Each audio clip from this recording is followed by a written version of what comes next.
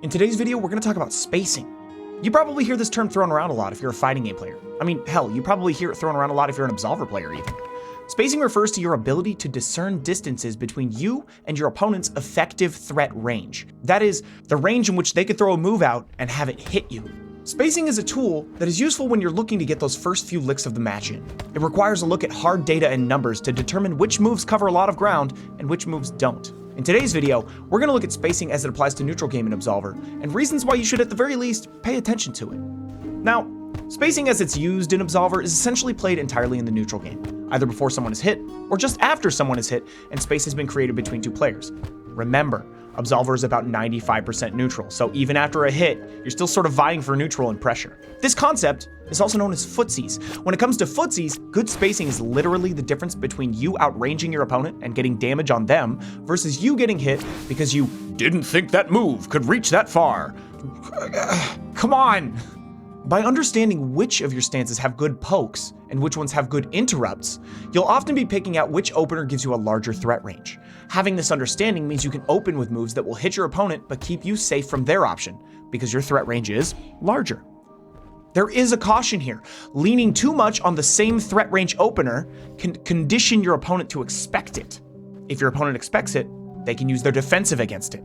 But, as with all things, and as we explained in feinting, you can get around that by conditioning your opponent and feinting your well-spaced opener into a follow-up. Now you're probably asking me, hey, Mork, why space? I just want to get up in their face and I want to punch them. Well, sure, but spacing isn't exactly something you should always use so much as something you should be aware of. A good player will understand and study their opponent's deck to get a feel for what moves can come out of whatever stance they're in. Spacing against someone who isn't thinking about spacing isn't a dead win as much as gold linking or the use of your defensive, but it's an important concept to simply be aware of, because in specific scenarios, especially in neutral, it will inform your decision to launch into a move if you think it outranges their opener, or even simply walk in and out of their threat range to force a whiff punish, where you can hit them for having bad spacing.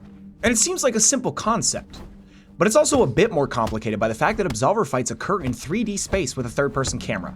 Spacing is kind of hard.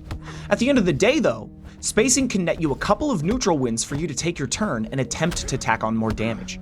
By the numbers, this makes you a better player. Now, what about practicing spacing? Well, you can practice good spacing by paying attention to move data. Most moves will have an opening distance listed. Some of them are incorrect, like crushing palm. This shit is not 3.6, please. Come on, there's no way. But most of them have the right data. Common openers that cover a lot of space include Jarbash, Switch Kick, Reaching Mawashi, Drunk Crane, Leg Breaker, and Dwit Chagi. Now that's not an exhaustive list. There are still plenty of other long-range openers. But when you construct your deck, I implore you to take a look at whether or not you want to be able to play the spacing game, and whether or not you would like to be able to outrange your opponent in this way. If you're an up close and dirty brawler, then hey, you know what? You could just throw all this information in the trash. I don't care. But let's wrap it up. Spacing as it applies to Absolver is a cherry on top concept. Since most Absolver fights get up close and personal after a few hits, it's the thing that's going to tie all of your other abilities together in a cohesive way. It's a concept to pay attention to that ultimately makes you more powerful in neutral. And it's a tool that, again, once you're aware of it, allows your neutral decision-making to outpace your opponents. I'll see you next time, Absolvers. This has been Fundies.